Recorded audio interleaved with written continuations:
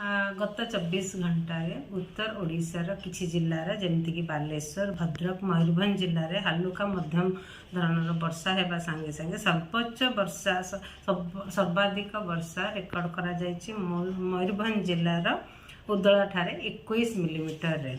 गतकाली राज्य रे 13टी सहर रे दिन तापमात्रा 37 डिग्री रु अधिक रेकर्ड होइतिबा बेले सर्वोच्च दिन तापमात्रा बौद्ध रे 38.5 डिग्री सेल्सियस रेकर्ड करा जायछि। वर्तमान राज्य उपर कौन से निर्दिष्ट पाणीपागर प्रभाव नहीं, किंतु कालबैशाखी प्रभाव रे आगामी 4 रु 5 दिन मध्य राज्य रे भाई गोटे दुटा जगार हालुका मध्यम धरणर वर्षा तथा बिजुली घड़घड़ी संभावना रही। 30-31 तारीख रे राज्य रे बिजुली घड़घड़ीर प्रभाव सामान्य वृद्धि होबार भी संभावना रही। आगामी 2 दिन मध्य दिन तापमात्रा राज्य रे किछि स्थान रे 2